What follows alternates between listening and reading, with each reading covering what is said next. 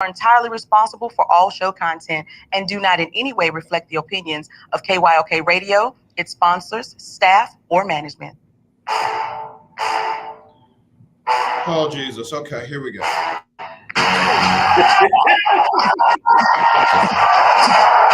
you walk out on that field today, ask yourself this question.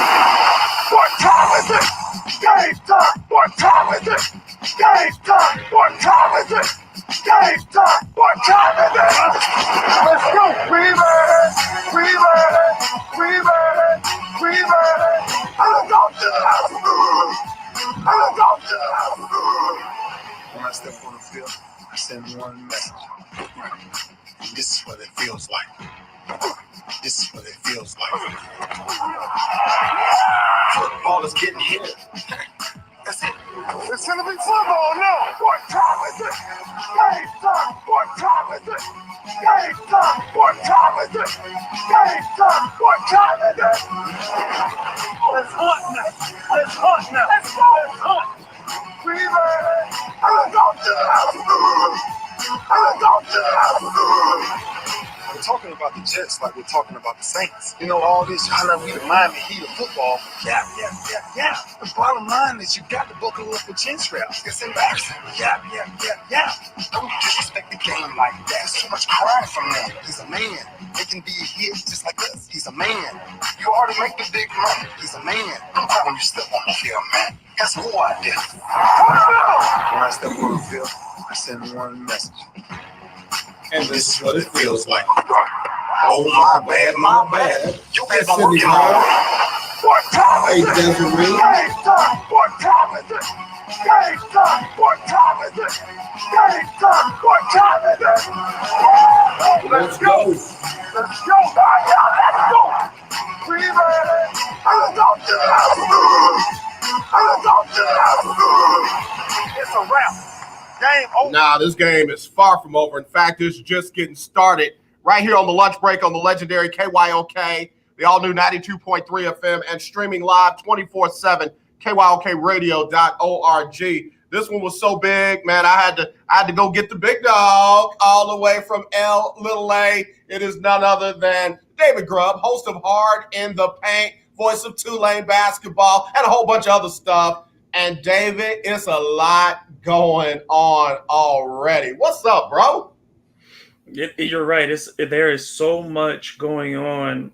And just since the last time we talked, I mean, it's just there's headlines on every level, and so much bigger than just what's happening on the court, which is a good thing. I think there's some issues that needed to be brought to light, but it's just sad. Again, it's sad the way that these things come to light.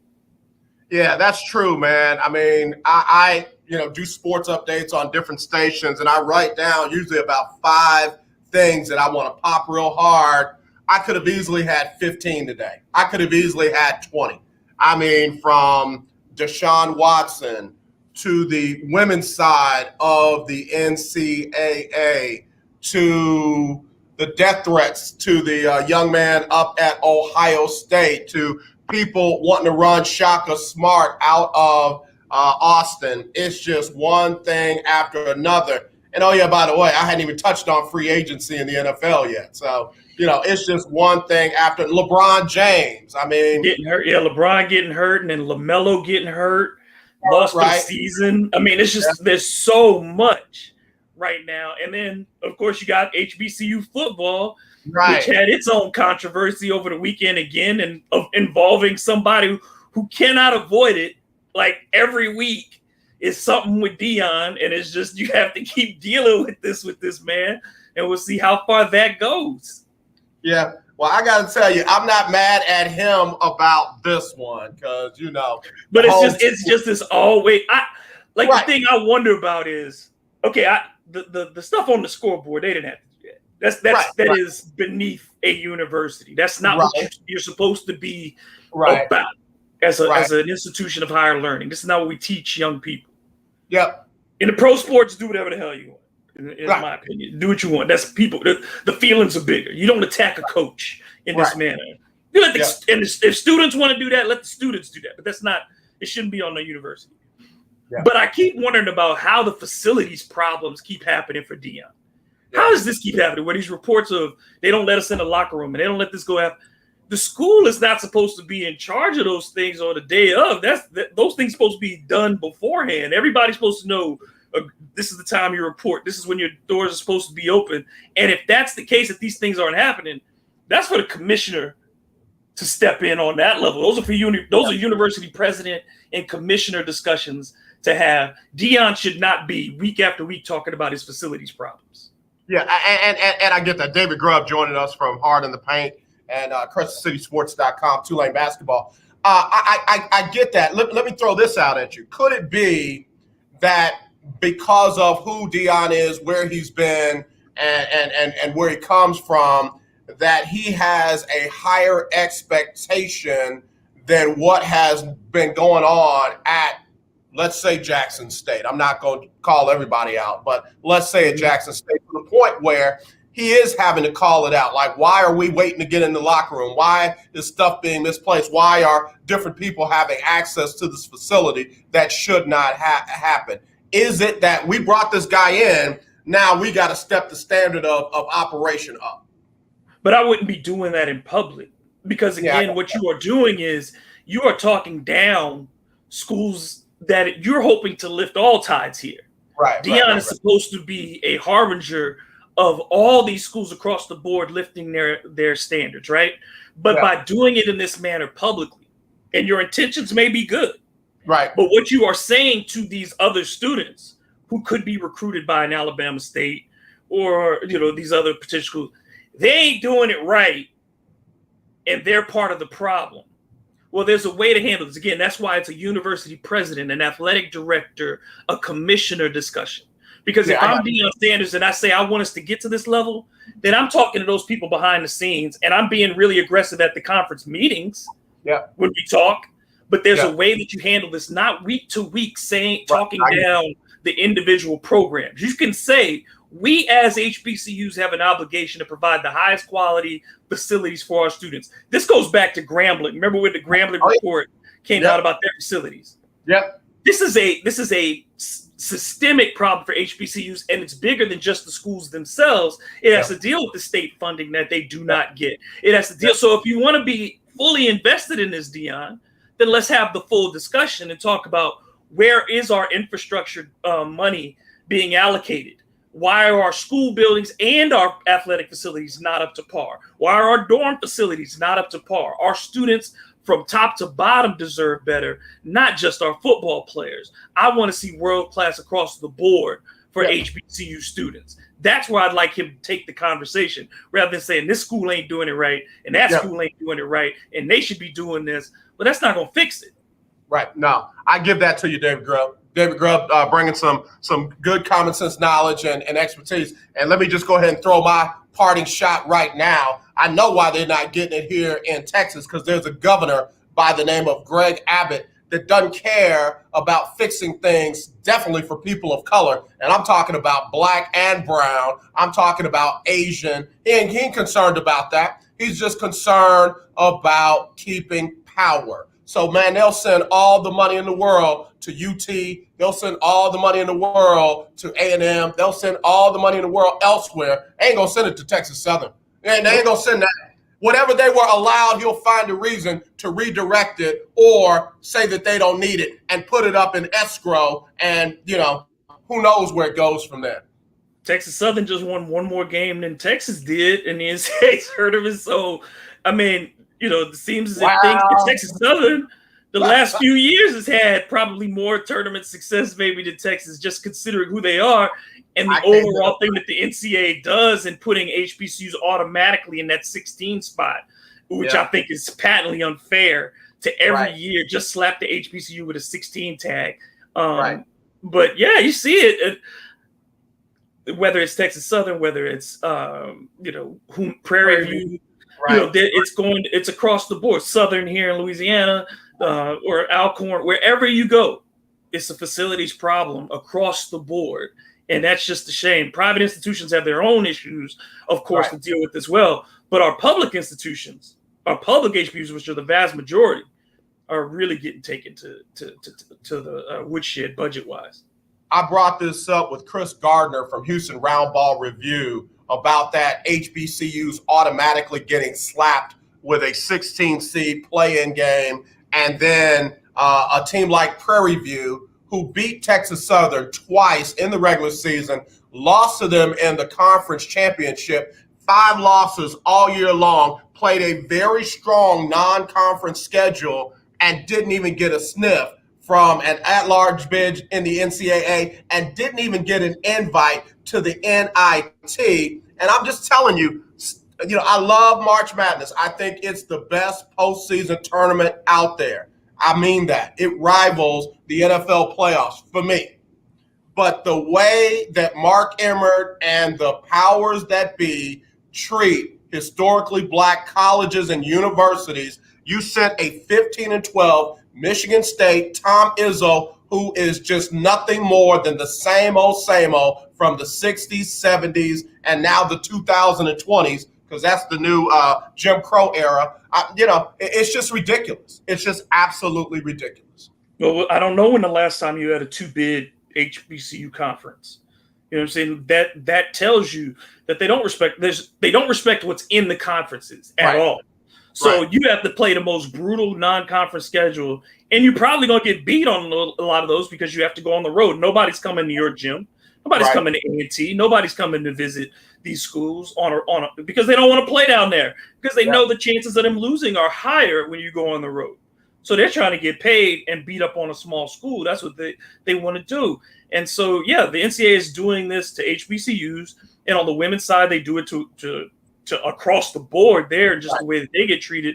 But it shows again what they value and what they are putting first. And what they're putting first is the product. And if the product itself, if the ratings are the most important thing, then again, you continue dismantling this idea that this has anything to do with students. It has anything to do with education. It has anything to do with amateurism. This is about profit. And if it's only about profit, then this is a business. And if this is a business, these are employees. And you can't avoid that discussion.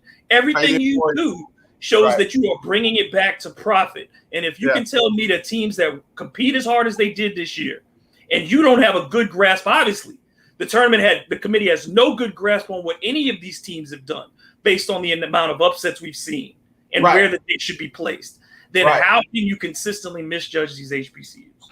Absolutely. Got to take a quick break. Going to come back with more. We got a lot more to talk about. There's some new news with Deshaun Watson. David Grubb, host of Hard in the Paint, here to join me to talk about it right here on Media Monday. You want in 281-453-1000. That's 281-453-1000. Or text me 832-403-5005. It's the lunch break on the legendary KYOK. Important COVID-19 school system update for your local area. If you're concerned about your child's education, please pay close attention to this message. The current school systems were not set up for at-home learning. If you're worried that your child may not be getting the grades they need to get ahead, may be losing self-confidence, or you're worried about them getting into a good college because of their grades, help is available to you. Call Grade Potential Tutoring. They can help with in-home or online tutoring and help your child with any subject and every grade level, even for test prep. They're experts in the home tutoring and online tutoring field and confident they can help you and your child get better grades today. Call now for your free consultation. 800-580-7680. 800-580-7680. 800-580-7680. That's 800-580-7680. The legendary KYOK 1140 AM and 92.3 FM. The legend continues.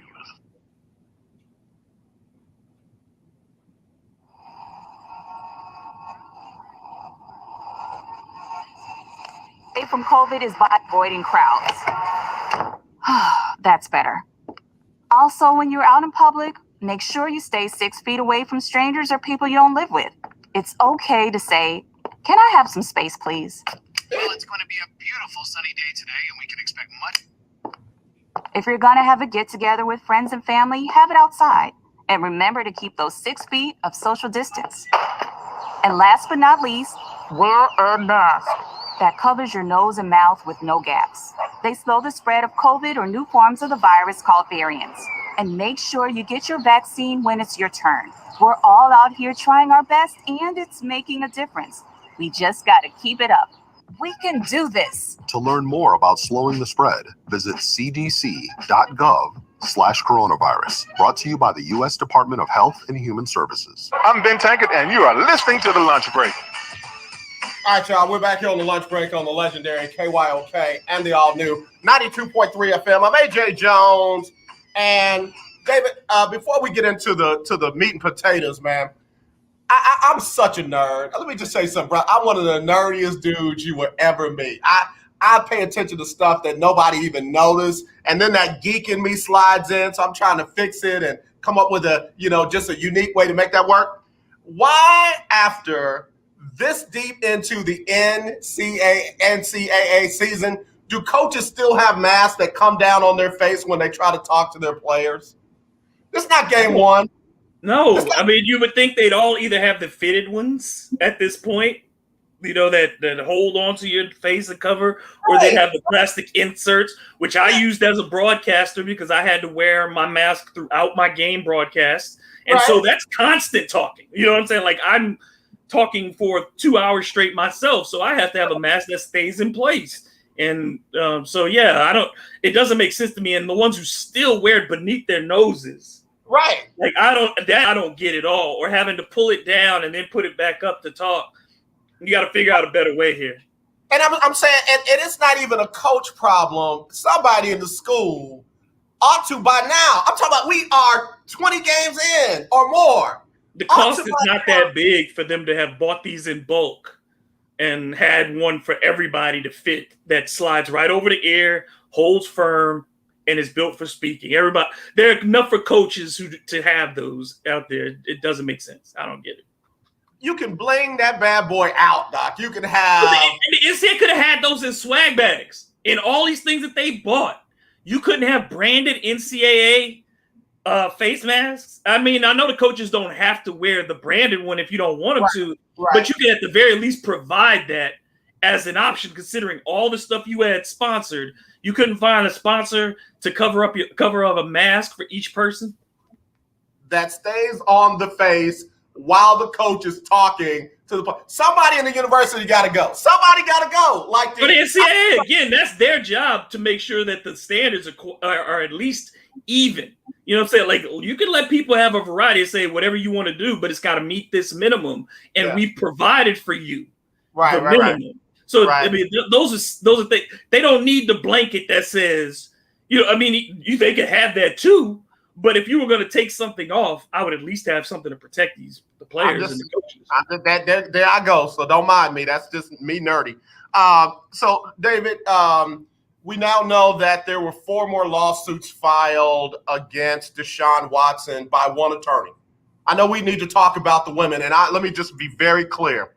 I believe any woman that believes she was sexually assaulted, that she was sodomized, that she was raped, that anything was done to her against her will should have her day in court, and if proven to be true, should receive justice. I don't care who it is.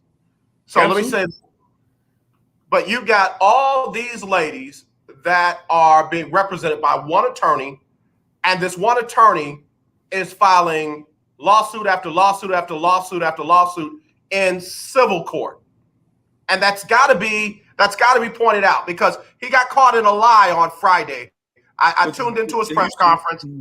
He got caught in a lie where he said that he had been contacted by HPD, Houston Police Department, wanting to get information from him so that they can investigate the possibility of bringing criminal charges.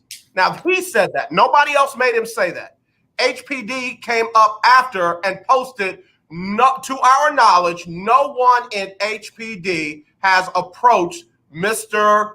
Busby about the Deshaun Watson case. No one. So that's a lie. Why lie? And by the way, anyone can file a lawsuit civilly. Anyone can file that. That's just pay the fee and write it upright. Yeah, it's. I mean, some of these I would imagine, because they are I guess, there's no evidence as far as, and I don't want people to dismiss it outright, because a lot of these things do come down to who do you believe? Because quite frankly, I mean, what evidence is there going to be in these private situations? It's hard to collect it unless there is a violent component to it. And coercion does not necessarily require violence. It's the threat of violence, the potential, or just you feel as if you have no choice in that situation.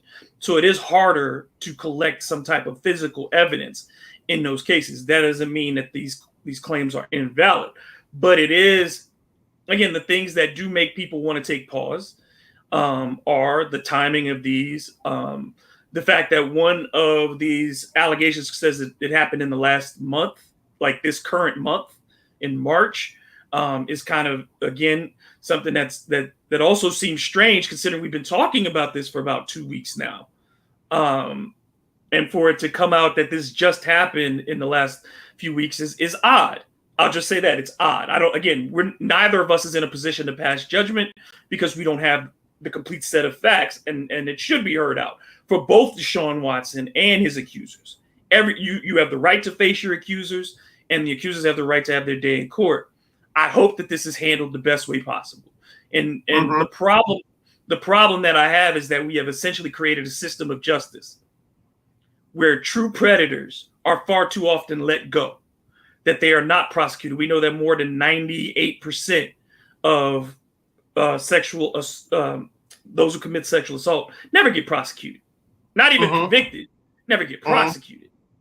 So we've created this system where it is hard for women to come forward, and then when they do, they face a double scrutiny. And then we also feel as if we must protect those, and as we should, because our criminal justice system is supposed to assume innocence. In this case, there's no win here. You know what I'm saying? Right. That's the thing, is like no matter how this comes out, there's no win. And I think that's the part that's the most difficult thing when we talk about civil cases or criminal cases like this. There's no good outcome, because either we find out that Deshaun Watson did some horrible things, or we find out that through whatever means, some or all of these women are fabricating something. And if that's the case, both ways, it's a horrible situation, and you have to get deep. That requires you to go even deeper, because if they were coerced or if they were promised something, then who's at the top of that? And that's where those questions about, are the Texans involved in this in some manner, and the statements of the attorney in stating, I wouldn't recognize the McNairs if I saw them on the street, even though they live across the street from you. Line number two. Those things, don't help at all if you're trying to make a valid case, even though you and I are not the ultimate judge and jury of this. Absolutely. All right, I got to take one more quick break. I want to come back, want to get into a couple of those things because my comments are more directed at the attorney, because this person is very well known. I guess I can say good, but definitely and bad here in Houston. And the fact that he's the one representing everybody, like nobody said, well, I need to get my own attorney and try to prove, go through this. We'll be right back. We'll be right back with more on the lunch break on the legendary KYOK and the all new 92.3 FM. Hi, I'm Linda J. I recently purchased 4 new tires from OMG Tires and More, located at 3124 Tidwell between 59 and Jensen. TK got me in and out in less than 30 minutes. While there, I got my car washed. Do you need rims for your car? OMG has them too. OMG Tires and More is your one-stop shop for all your tire needs. So give them a call at 832-767-3211. That's 832-767-3211. Conveniently located at 3124 Tidwell between 59 and Jensen on the north side.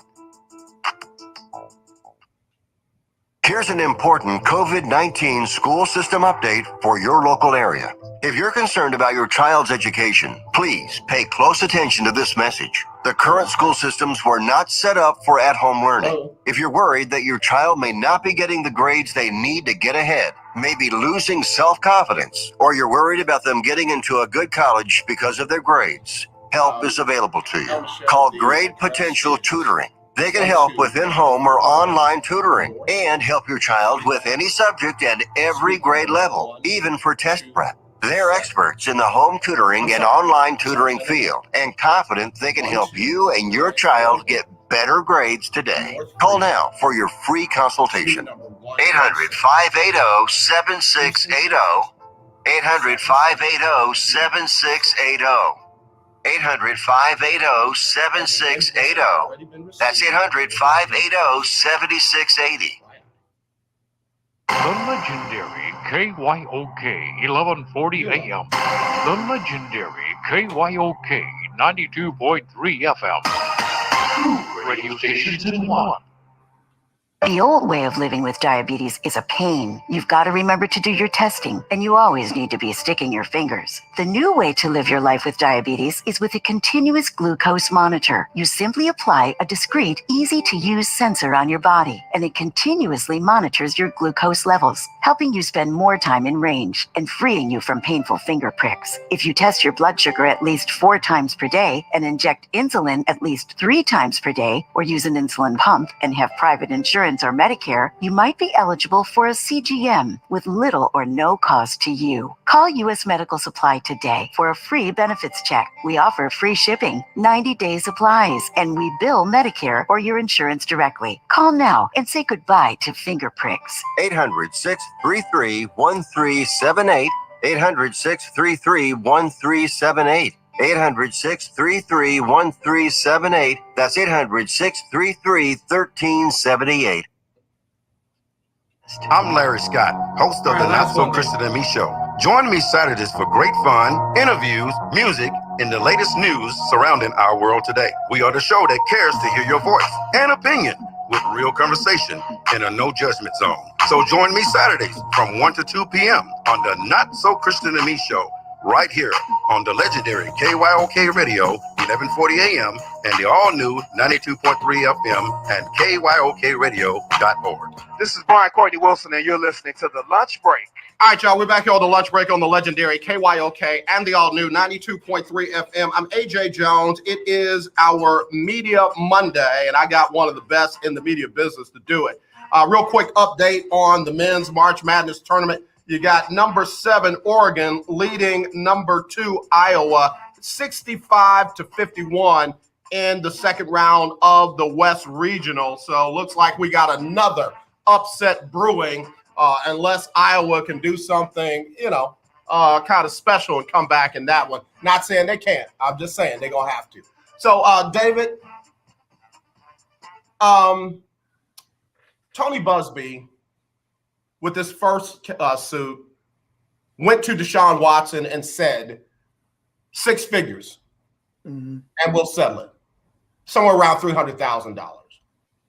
Deshaun rejected that, and then all of a sudden, it was 2 more, 3 more. I think we're up to 11 now, actually filed. Remember, at one point, it was up to 22, and then that number dropped way back then. It was 9, and then they were talking to other women that would have made it 22. And that's what I want to be cautious about, because Tony Busby is not above saying anything and then doing something else. And you know us in the media, man, we jump on it. When we see numbers, many of us start reporting them. And then you got folks who, I'm not calling them anything negative, but when they hear a big number, then they start saying like, man, this doesn't look good. Now, all of a sudden, when you got this many people, there's possibility that it's true. And you don't have that many people that have filed. And I'm not talking about, it's not a big number. It's not 22 that have filed. And still to this day, 0 criminal charges have been filed by the attorney. Now, today, the new thing is Tony Busby is giving information to HPD and his evidence and calling for a grand jury and grand jury investigation. Tony Busby does not determine which cases the grand jury picks up. And B, I can send evidence, I can send cookies, I can send dinner, lunch over to HPD. It does not mean that we're working together on anything. So all I'm trying to do, again, I'm not discounting the ladies. I'm not supporting Deshaun. I'm just talking about what's factual and what could possibly be hyperbole. Yeah, because like you said, the DA is the only one who can file those charges and ask for a grand jury. And the police have to start an investigation to turn something over to the district attorney's office. If that hasn't happened, and if Houston Police Department has said at this point they have not received any filings for charges, nor have they had an open investigation into Deshaun Watson, then I also find it strange, again, that an attorney in this type of case would start the litigation in the public sphere, going through Instagram and places like that to do this rather than formal press conferences after those charges have been filed. Typically, that's what we see out of attorneys in these cases, is that once charges are filed and they've secured that level, that either the civil cases have been filed and there's something to report, or the criminal charges have been filed, that's usually when you hear from attorneys, because they don't want you to know what's going on beforehand. That's like, as the saying says, real folks move in silence. That's what they do. Attorneys do not like to talk these things up before they feel it's necessary. Like you said, to come out early. And we know, again, this is not to determine what is in this case, but this is using all of the available information you have before you. You know that a settlement does not mean guilt either. It certainly can affirm guilt, but also we know that the same way a lot of folks will take a lesser charge on something that they didn't do because it's the best option for them within the system. And we know many Black folks in particular who have been pushed to those routes because they couldn't get adequate legal representation. Oftentimes, if you have the money, it is easier to pay the check for one time to leave me alone than to accumulate the hundreds and hundreds of thousands of dollars in legal fees, the negative press that you will take on through the entirety of that investigation or trial if it ever comes to that. It's cheaper to say, please go away and let's not talk about this. Now, there are clearly times where we have seen when cases have been unsealed, such as in Donald Trump's case and things like that, where those payments are for acts of guilt and admissions of guilt that come within those agreements that are sealed. But that it is not always the case that when someone pays that they are admitting guilt. They are, a lot of times they are taking the most expeditious route to getting away from dealing with that problem. So I'm not determining guilt or innocence. I'm just saying these are the things that we know. And we got David Grubb, host of Heart in the Paint, Tulane basketball, and writer for CrescentCitySports.com, joining us on the show. And, the NFL itself settled with Colin Kaepernick and Eric Reed. Mm-hmm. And to this day, swear that there was no admission of guilt, that they did nothing wrong. So the standard for me is innocent until proven guilty, and you are entitled to your day in court and the opportunity to receive justice when you feel like you have been violated, whether it be sexually, whether it be, anything else against your will.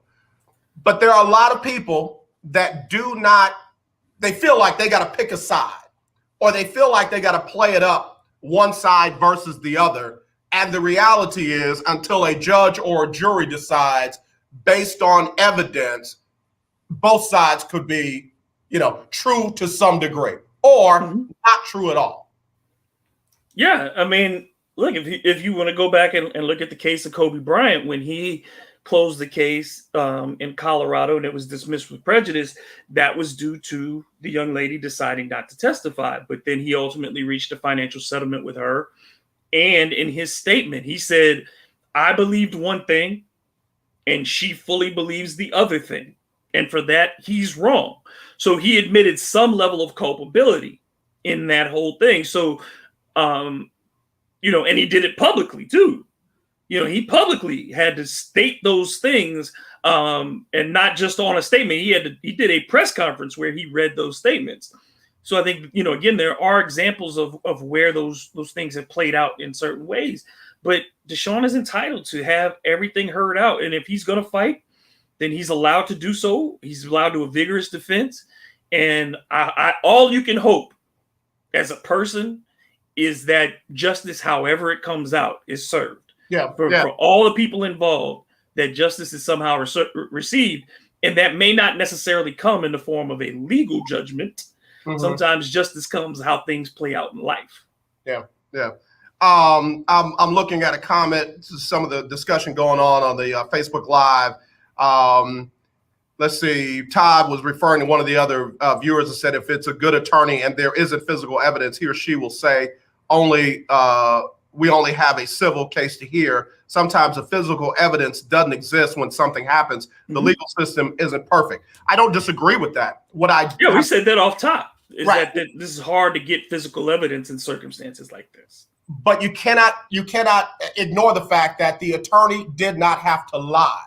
There is no justification for him lying about why he had not at that point filed criminal charges, and the fact that he was in the process of filing criminal charges. That's a blatant lie. There is no excusing that. The legal system is not perfect. There are times when you go civil versus criminal because of a lack of evidence and still to try to receive some justice. But to lie about something to cover up or try to answer to why you didn't do it, there is no excusing that. That is not an attorney that is credible or has integrity. So, again, say what you want about all the things. Just like we say, both sides, plaintiff and defendant, can be true, have their truths. A lying attorney has no truth. No, it's the responsibility of the attorney to uphold their oath, and that's to protect the entire case. So you have to do you have to work on what the rules of the court are. And if you're making up stuff, you're not only damaging your personal credibility, you're damaging the credibility of your clients. So even if they are telling the truth, you are doing them a disservice. Correct. And so that to me is unethical. Right. And I would hope that that may be a reason that some of these women did back off, is that they did not want to participate in an unethical, what they felt was prosecution in that regard. But part of the two, like you said, with the civil court, is people have to remember is that the burden of proof is lower in civil court because of, like you said, the lack of physical evidence. You just have to have a preponderance, which just means 51%. Like that's what you're looking for, is you have a better than 50% likelihood that the person did the thing. So that's what you go for in civil court. In criminal court, it's beyond a reasonable doubt. That is a much different standard.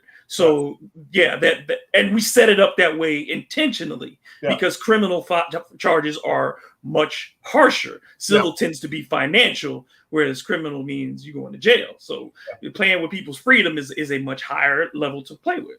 Yeah. The other thing that keeps getting tossed around, I got into not a bad or anything like that, but just a Twitter discussion with a local announcer or broadcast journalist or whatever about what would the Texans gain from having any involvement in this smear campaign against history lesson? Can we go a history lesson? All right, let's go. I'm ready for it. Let me get my pen and paper. Go. Okay, the most famous case of a team intentionally going to a criminal route to damage a player, George Steinbrenner and Dave Winfield. Mm-hmm. That's true. For nearly a decade, George Steinbrenner, from the moment Dave Winfield got over on him on his contract, because George didn't understand math, because Dave Winfield signed a 10-year contract, and it escalated. It kept escalating, and George didn't realize that he was paying Dave more every year. George didn't like that. He got beat. So George hired criminals to investigate Dave Winfield, to find out if his charity was fake, if he was doing things on the side, was investigating his own player. And that led to George Steinbrenner losing control of his team for years. For 2 years, he was banned from operating the New York Yankees, from having any contact with the New York Yankees. And it just so happened that their best period of baseball since he owned the team happened after that, because he wasn't messing around with that team. But you had Marge Schott, the owner of the Cincinnati Reds, also conducting investigations on her own players to find dirt on them to see if she can invalidate contracts. We've seen it in the NFL where teams have gone to look for reasons to invalidate contracts on players to find anything that they could do to invalidate the contracts of players.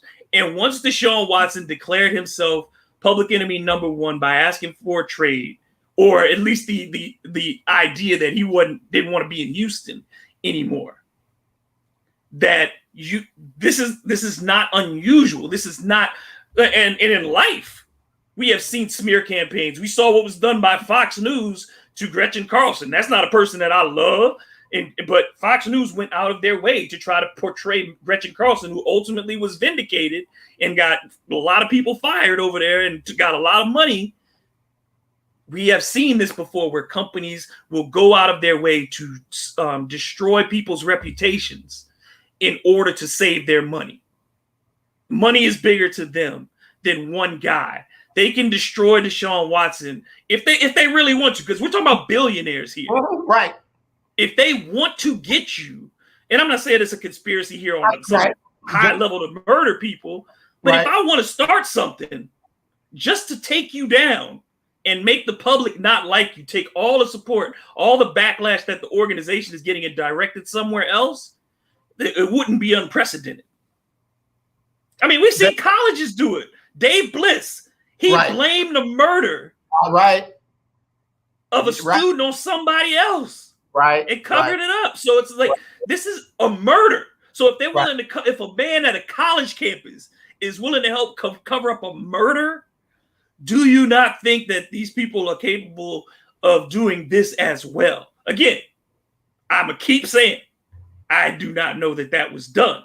But I don't put anything beyond the realm of possibility. It's not impossible because it's happened.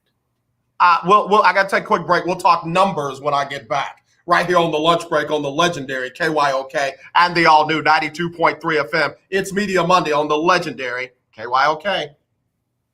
Do you watch television? Of course you do. Then have you tried Dish TV from All American Dish yet? No? Well, now is a great time because we're giving everyone that calls today a 2-year locked-in price. Your rate will not change for 2 years. The clock is ticking. Call now, get Dish, and get your price locked in for 2 years and save yourself some money. Dish has your favorite TV programs, even Netflix and Amazon Prime built into the DVR. You can even watch Dish anywhere you have an internet connection. Plus, we've even got awesome discounts for the military and seniors. Oh, and one more thing. Call All American Dish now and we'll even give you a free Google TV voice remote, free installation, and free equipment. Don't wait. Call All American Dish now. 800-296-1302. 800-296-1302. 800-296-1302. That's 800-296-1302. 1140 AM and 92.3 FM. The legendary KYOK. Now, in-home or in-office do-it-yourself COVID-19 testing is available to you, and the results are 99% accurate. Save your time and be safe by avoiding the lines and crowds. You can test yourself and your family members at home. Test your employees at work, making sure your workplace is safe. Simply call Citation Bioscience at the number we're about to give you to order your COVID-19 testing kits. When they arrive, follow the simple instructions and send them back to us with our prepaid shipping. Results are ready the next day in 95% of the cases. And remember, they are 99% accurate and reimbursable by your insurance company. Save your time, stay safe, and avoid the crowds. Order your COVID-19 kits now by calling this number now. Pricing starts at $119 and discounts are available for larger orders. Call now. 800-247-8046. 800-247-8046. That's 800-247-8046. But one of the best ways to stay safe from COVID is by avoiding crowds. That's better. Also, when you're out in public, make sure you stay 6 feet away from strangers or people you don't live with. It's okay to say, "Can I have some space, please?" Well, it's going to be a beautiful sunny day today, and we can expect much. If you're going to have a get together with friends and family, have it outside. And remember to keep those 6 feet of social distance. And last but not least, wear a mask that covers your nose and mouth with no gaps. They slow the spread of COVID or new forms of the virus called variants. And make sure you get your vaccine when it's your turn. We're all out here trying our best, and it's making a difference. We just got to keep it up. We can do this. To learn more about slowing the spread, visit cdc.gov/coronavirus. Brought to you by the U.S. Department of Health and Human Services. This is Brian Courtney Wilson, and you're listening to The Lunch Break. All right, y'all, back here on The Lunch Break on the legendary KYOK and the all-new 92.3 FM. I'm AJ Jones, David Grubb, host of Hard in the Paint, Tulane basketball, and more right here on the show, Media Monday. And David, you gave a great history lesson. I'm literally going to cut that part of the segment out and post it up so people can hear that, because most fans don't tie history with current events to answer their questions. What would a team gain? Why? What would be in their best interest to do anything like this? You said it also best when you said these are billionaires. Billionaires might be able to absorb big losses of money, but that don't mean they want to. In fact, many of them will go out of their way to mitigate or erase those losses as quickly as possible. For instance, the Texans want to keep Deshaun Watson. They don't want to trade him, but Deshaun has made it abundantly clear he is done in Houston. He doesn't want to play here anymore. He wants to move on, and Deshaun has dug in.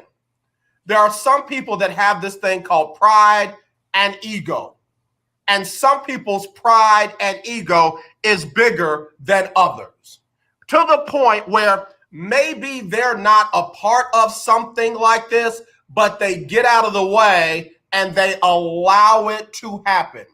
If you think that the organization is hearing for the first time that Deshaun was using masseuses outside of the team and the facility, you don't know how the teams and facilities work. They have security people that literally track the movements of their most prized, I should say, in players, but investments. All right, let's just do it that way.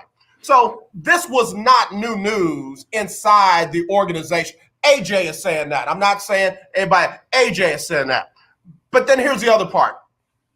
You got a $160 million contract guaranteed that is not kicked in yet. Mm-hmm. That an ungrateful player who we literally picked up off the street, brought into the organization, put everything we can into him and around him, made him the face of the franchise, and this is how he treats us? Well, guess what? Let me find a way to get out of this $160 million contract to the point where we don't have to pay him a dime. And oh yeah, by the way, if we trade him, we get hit with $40 million dead money. There's no way to minimize that. There's no way to write that off. There's no way to amortize that out over several seasons. That's a $40 million hit that stops us from trying to be better after this ingrateful player who cannot appreciate all we've done for him is leaves here. So now do the math. 160 plus 4, that's $200 million. That's $200 million that if any of this sticks, 1, 2, 3, 19, 11, however many there legally is, if any of this sticks, we don't have to pay a dime of that. Think about it. The NFL has the ability to suspend without a conviction,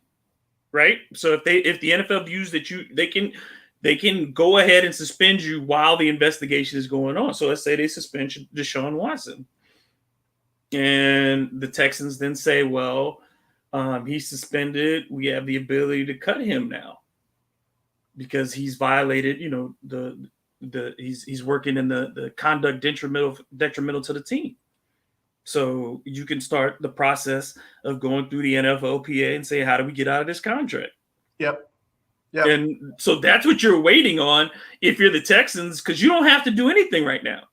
You just needed to get to the point where the league takes notice and the commissioner's office takes notice. Yep. Which the commissioner's office works for the owners. Yep. And so the owners just have to, and it doesn't even have to be the McNairs. There could be other owners who are saying, well, you did this to Mike. Why haven't you investigated Deshaun over here? I don't have to make that call at all if I'm of McNair. Then I'm in the Texas front office. I don't ever have to call the commissioner's office at all. I don't ever have to make that call because somebody will do it for me, or somebody within the office will say, if we don't do this, it's going to look bad on us. We have to go look and see into this and do something. So I think, the NFL, it's no point in acting right now because you don't have there's no games. Right. You haven't had to report to camp. The draft hasn't happened. And they ain't trying to get involved in that as you build up before the draft. You don't want this to be the story that people talk about as you headed towards your draft. Correct. So the NFL's got time, and the Texans have time because post-draft, when everything happens, then, maybe something has to happen, and now we have to deal with these issues because now we're getting into camp, and we don't know. We have to have some kind of idea. Well, these are how these timetables work. Yeah. Contrary to what the truth is about HPD and who contacted who with attorney Tony Busby, the NFL has officially opened an investigation into the matters with Deshaun Watson and these young ladies. So that we know is true. And like you said, as we've seen in the case of Ezekiel Elliott, as we've seen in the case of other players, they can suspend a player for violation of the personal conduct clause in the contracts or in the collective bargaining agreement without charges being filed. And the Houston Texans can then go ahead and try and tie that with whatever clauses they have in Deshaun's personal contract and choose to either pay or not pay any of the money that he is owed, but not yet, has not yet kicked in. So, again, the question of what would the team or organization have to gain? A lot. Whether they go down that route or not is a whole nother story. But people seem to forget that Cal McNair is more quietly aggressive than his father was. Dad held on, may rest in peace. Dad held on to people long after he should have. In the form of Gary Kubiak, in the form of Charlie Casserly, in the form of several people, players included. Mm-hmm. Cal hadn't been that way.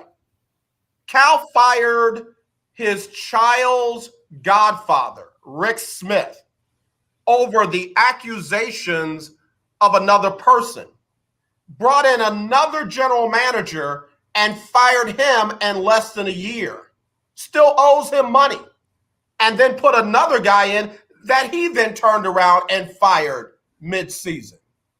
Cal has let go of all pro players for nothing because of personalities, not play, not value to the organization, and didn't care about getting value for the organization back.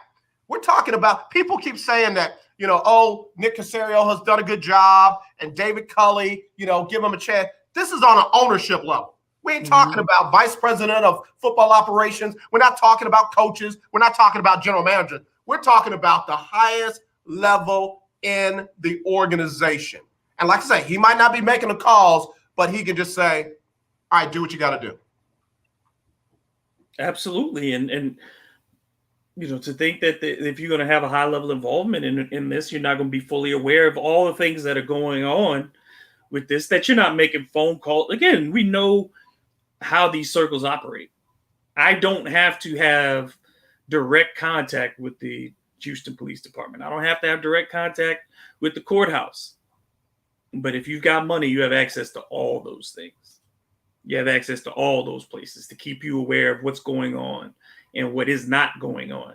So, don't think that the Texans, like you said, this is what they do. They go into full FBI background checks on players before they draft them in a lot of cases.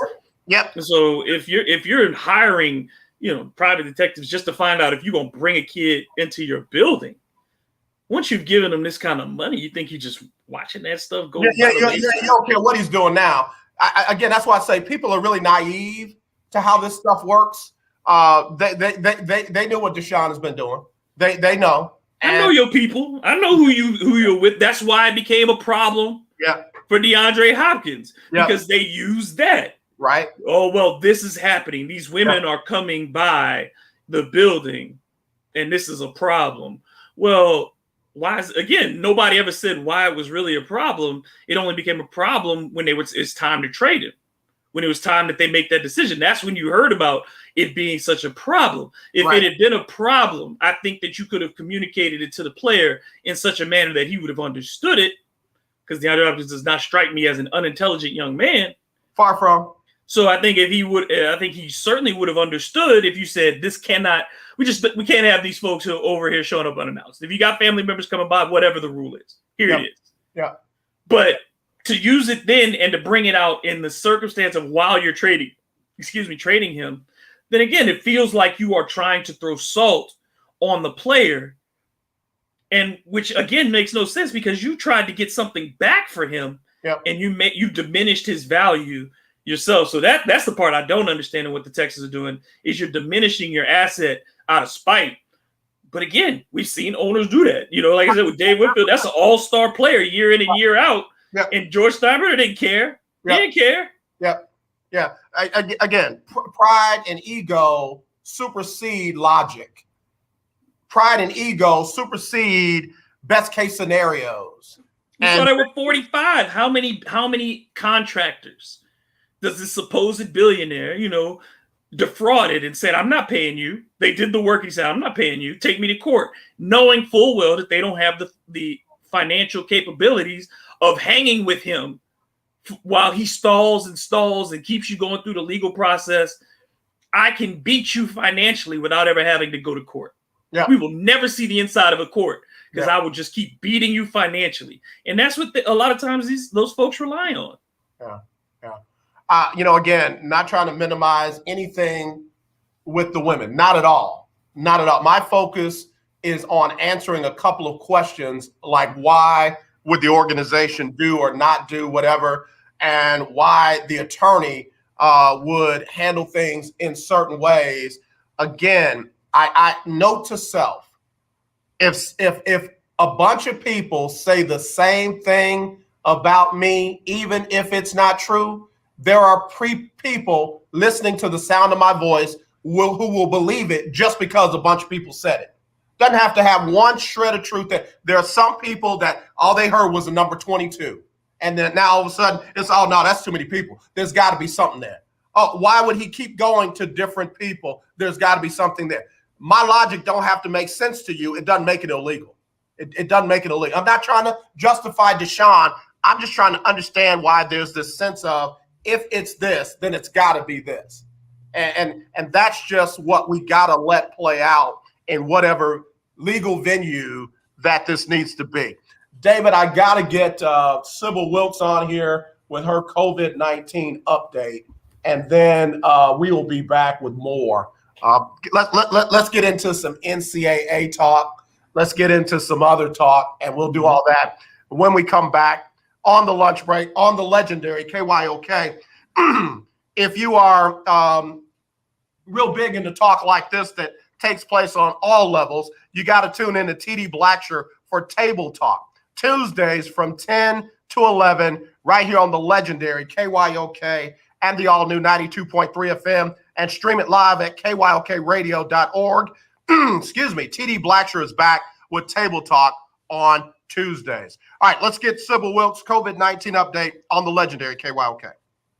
It's Sybil Wilkes with what you need to know today. The Biden administration is struggling to find solutions to the situation at the southern border of the United States. Among the issues are the closing of the border and charges against the administration for a lack of transparency. Sunday, Homeland Security Secretary Alejandro Mayorkas announced the closing of the southern border to adults and families, but unaccompanied children will not be turned away. Spring break crowds swelled out of control over the weekend, prompting Miami Beach officials to declare a state of emergency Saturday.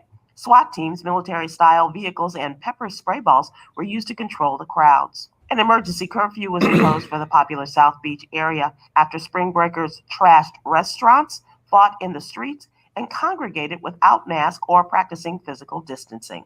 The curfew may remain in place through at least April 12th. To subscribe to my free daily newsletter, please visit SibylWilks.com. Be informed, be empowered. We don't worship him still. The legendary 1140 AM KYOK Conroe and 92.3 FM K222CX Houston. The views and opinions expressed on all radio shows broadcast on KYOK are entirely those of the host, guests, and callers, who are entirely responsible for all show content and do not in any way reflect the opinions of KYOK Radio, its sponsors, staff, or management. All right, y'all, we're back here on the lunch break on the legendary KYOK and the all-new 92.3 FM. It is our Media Monday, and I got one of the best in the media business joining me today. It is none other than David Grubb, hosts Hard in the Paint, calls Tulane basketball, men and women, and writes very well for CrescentCitySports.com. And this is my brother like no other. David, appreciate you hanging in here with me as always. And March Madness has been just that. I know it's hard to sum up. Give me your biggest surprise thus far in the tourney. Men's side. Virginia. It's just in 2 of the last 3 years, you kind of, you won the championship in between, but you were the first one to lose to a 16, and then you come back this year and you drop. This is what is just. It's Virginia. You can't get anywhere around it. There's no way that they should be losing the way that they lose, and having these kind of extreme performances. And yes, these are different groups of student athletes, but at a certain level, your program should be maintaining something. And it's strange to have them fall off the way that they do when they get to the tournament. Yeah, I always wonder about Virginia. I even questioned them at the beginning of the tournament before a ball was even bounced. Again, is Virginia going to do what they did last year, or are they going to do what they've done before that, which has been come up short? And the Cavaliers unfortunately cavaliered this week. But the Big Ten, man, I am so glad that I didn't say what I was feeling before the tournament, and that was, oh man, the Big Ten had a great year in basketball, and they're gonna be the conference to beat. Well, they have been the conference to beat. They have been beaten pretty handily throughout this tourney so far. Again, I don't know how the committees came up with matchups, and matchups are everything when you get to the tournament. Are you playing against the type of guards who can defend? Do teams turn the ball over? How good are they at shooting the three? And then these conditions affect everybody differently. And this whole tournament is a different thought process. We had a COVID cancellation in this tournament already. So I think that this impacts people in a way that I don't know how to quantify a lot of losses, because the upsets that you see, some of them, how do you have good film on some of these teams? Some of them you should just be better than. Some of these teams should have just been flat out better based on their talent than the other teams. But when you get closer in the margins, how did you get any good film when a team took 2 months off and only played its conference schedule, and you have questions about the depth of their conference this year? That's a good point. Every one of these teams, like a Syracuse had some terrible losses, but they get to the tournament and they throw that zone at you, and if they're hot, Syracuse can beat anybody and they can lose to anybody. Yeah. That's the thing. It's there's so many teams in this tournament that you wouldn't be surprised that they kept going. But there's also just as many teams you can't believe they've gotten as far as they have already because of the names. Mm-hmm. And that's what the March is so much about. It's the upsets happen early, but you don't typically see them as it goes on. Chalk usually gets its way as you get deeper. Yeah. But this year you have no clue. You have no clue because you've not watched anybody who says that they watched enough of any of these teams, unless you were getting paid to do so, you don't have a grasp on how good or bad a lot of these teams are. Yeah. Yeah, a lot of folks talking about Oral Roberts. They're only the second 15 team to make it to the Sweet 16. And, ain't nobody other than the Oral Roberts beat writers covering Oral Roberts. Even the folks that cover that conference can't say that they expected Oral Roberts to do what they're doing.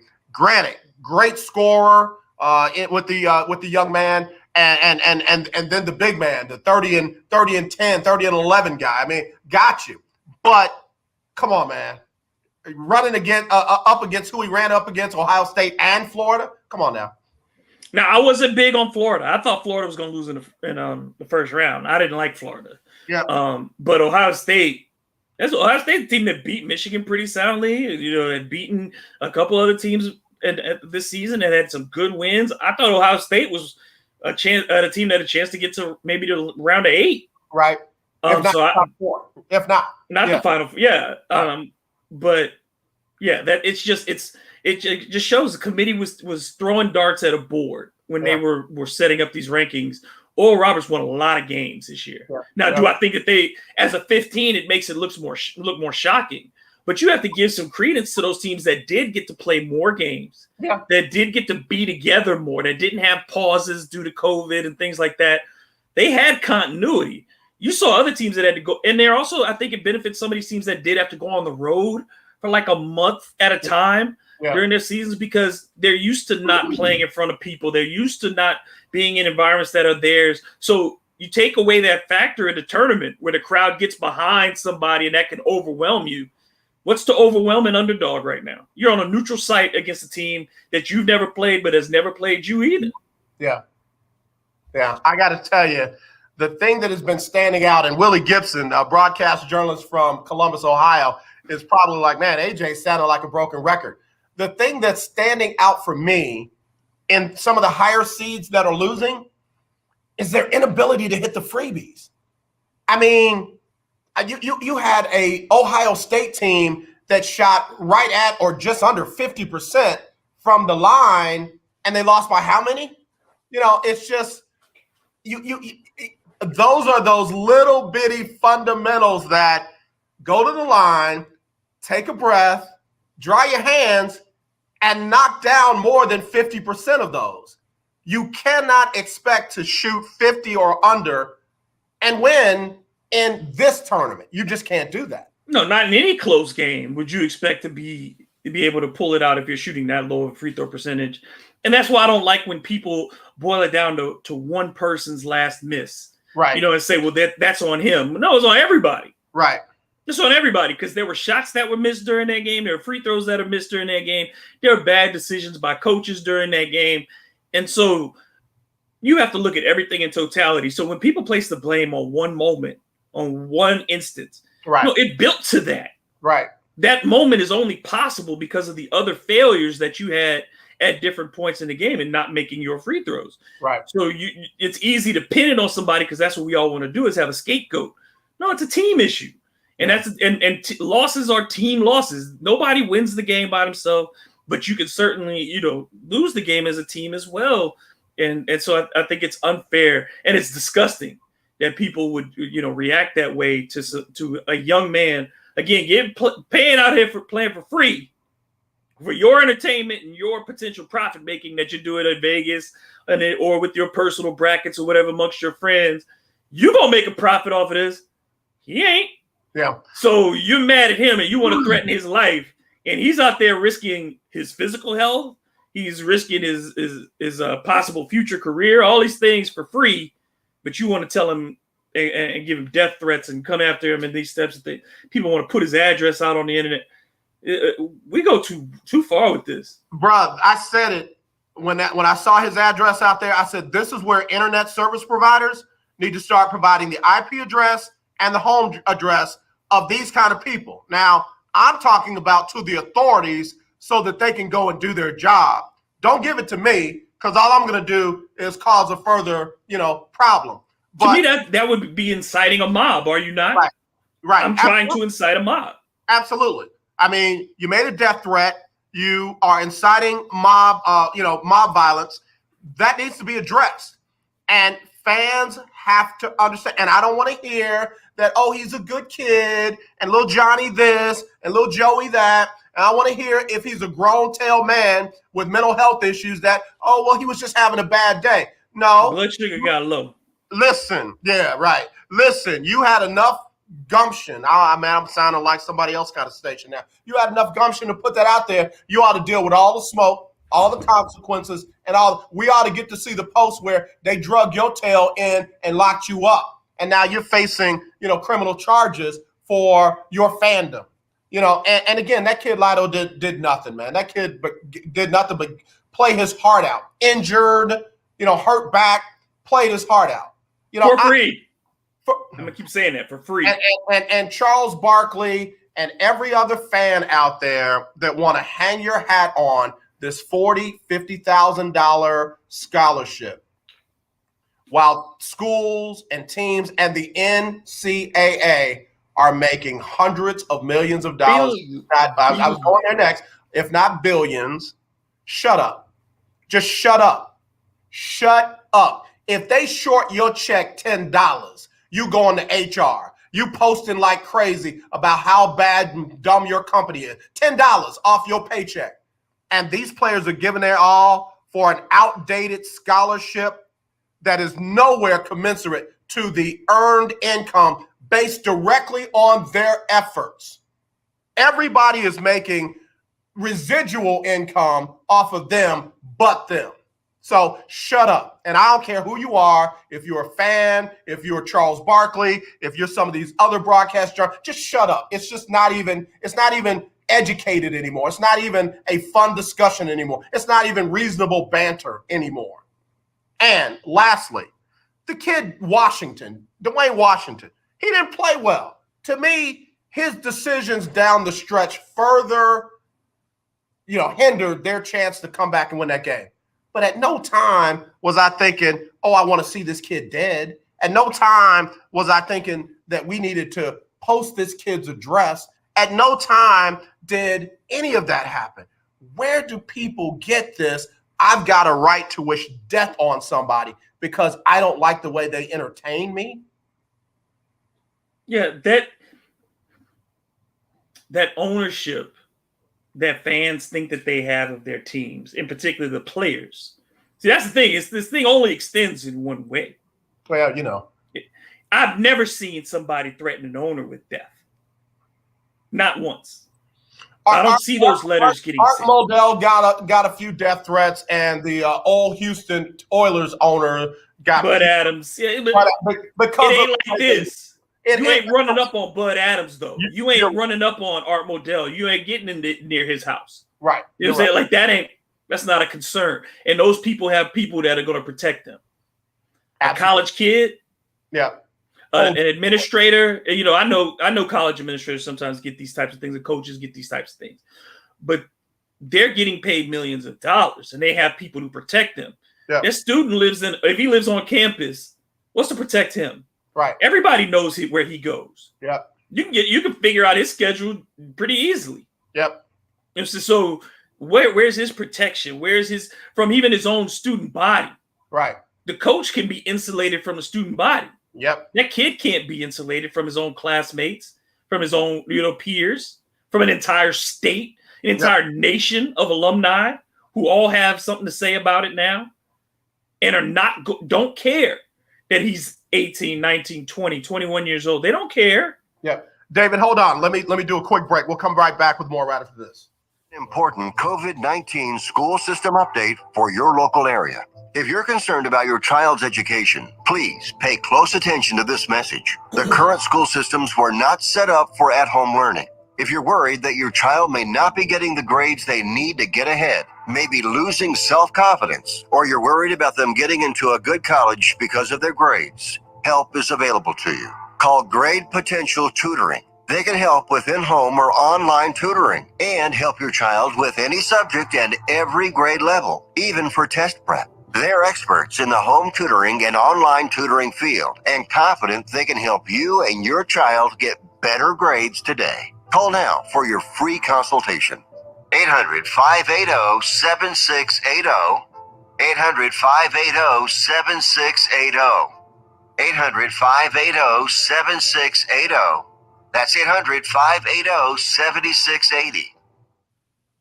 The legendary KYOK 1140 AM and 92.3 FM. The legend continues. Beautiful people, this is Major. This is why I love you. On the lunch break. All right, y'all. We're back here on the lunch break on the legendary KYOK, all new 92.3 FM. Appreciate Major giving me that drop right there on the show. David Grubb, host of Hard to Paint, hanging out with me a little while longer. Show's going to end a little bit early today. Got to go take care of some business. But, hey, David, I'm telling you, man, it is amazing to me how the expectations for certain people in the same sport are just absolutely higher than the others. When I look at Tom Izzo, when I look at your boy up there at Syracuse, and you know, he's on a little run now. And then when I hear what's going on right now with Shaka Smart, and none of it is official, you know, just more of the same, what they did to the kid up at Ohio State, and more of the Shaka Smart ain't it. UT won the Big 12 championship in basketball for the first time this season.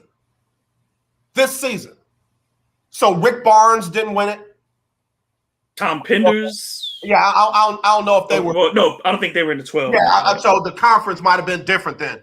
But again, for the first time, and oh yeah, by the way, let me say this slow for the UT faithful. You are not a basketball school. There are not top flight basketball players that are saying, I gotta go to UT. I mean, they've had some. Don't know. I get it. Kevin Durant to me was like, I don't even think they knew what they had when they had KD. LaMarcus Aldridge and Jackson Hayes is with the Pelicans now, and you've had some very good players, but Bamba, all that. It's not a basketball school, no. So calm down. You know, I'm like this. If you don't want Shaka, I wish the administration would go ahead and do something with it. But I'm saying this. This is AJ Jones, the lunch break. Where's my disclaimer? Hold on. Let me hit this real quick, David. Hold on, David. The views and opinions expressed on all radio shows broadcast on KYOK are entirely those of the host, guests, and callers, who are entirely responsible for all show content and do not in any way reflect the opinions of KYOK Radio, its sponsors, staff, or management. So don't come for none of them. Come for me. If you fire Shaka Smart, you got to fire Tom Izzo. Tom Izzo was 15-12. And more importantly, Tom Izzo, for the second tournament in a row, has lost all sense of calmness, all sense of integrity, all sense of being able to lead young men. Why does this man keep getting a pass for putting his hands on players? And just like I said about those who, the scholarship, this whole thing where a coach is like a father, is like a supervisor, an employer, and all that. You keep saying that, then start paying these kids. And I ain't talking about no doggone scholarship. But if my employer comes and puts his or her hands on me, that ain't my employer no more. So this whole, they're gonna be better for it. No, they're not. I got children that I can't punish or do anything to them all the same way. Mm-hmm. I can raise my voice at my oldest son and he and I will be fine. I do that to my youngest son and I've lost him. One of my daughters, if my voice goes up and I'm not even talking to her, she starts crying because daddy is upset. Baby girl, man, she don't bat an eye. She gonna raise her voice higher than mine just because, that's my key of knowing, I'm talking too loud. My baby girl's talking loud now. Mm-hmm. Cannot treat every young person the same way and call it good for the program. And Tom Izzo is one of those outdated, about to get the university in a whole lot of trouble. Because if one of these players decides that they're going to put their hands back on him, guess what? Tom Izzo started that. If one of those players decide that they're going to not put their hands on him, but file charges against him, the university's got to deal with that. And by the way, Michigan State ain't the squeakiest clean university out there in the business. So I'm just saying, he's part of that too. Izzo got off easy on that stuff too. And and even if you just want to stick to the on-court stuff, yeah, they got 2 Final Fours in the last 7 years, but they also got a first 4 exit, a first round exit, and 2 second-round exits. So that's not the kind of stuff usually that lets you keep your job. You know what I mean? Those are the things that put you in the hot seat. You talk about Jim Boeheim, and he's been at Syracuse for 40 years. For 40 plus years, he's been at Syracuse, and he's got one national championship. One national championship. Now, you tell me who has squandered more NBA talent or high-level talent than Jim Boeheim. But you never hear any hot seat for Jim Boeheim. Nobody's ever talking about Jim Boeheim's going to get fired, and his team's consistently underachieve. And again, the comments that he makes, he's allowed to get away with. Let Shaka Smart say anything close to what Jim Boeheim has said, and there will be an investigation. There'll be a firing. There'll be a voiding of contract. There'll be all of that. I'm just saying, bro. I'm just saying. I mean, the mindset is there. Yeah, you don't put your hands on people. And people say that, well, these kids are getting soft. No, you don't put your hands on me. And I would tell my kids, you don't let people put their hands on you. I don't care what their job is. Once they put their hands on you, they violated your trust.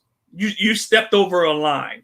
And that kid, when he pulled his arm away, everybody, I think, knew that was the international symbol of do not touch me twice. Right. I've let you know. Right. Don't touch me twice. And he ran up on him and tried to touch him again. And that kid stepped back. But the kid knows who has the most to lose. And if that's the power dynamic, that you could do whatever as the coach. You could yell at me. They'll let you grab me. They will let you get in my face and curse me out. They will let you degrade me in the locker room. All these things. They'll let all that happen.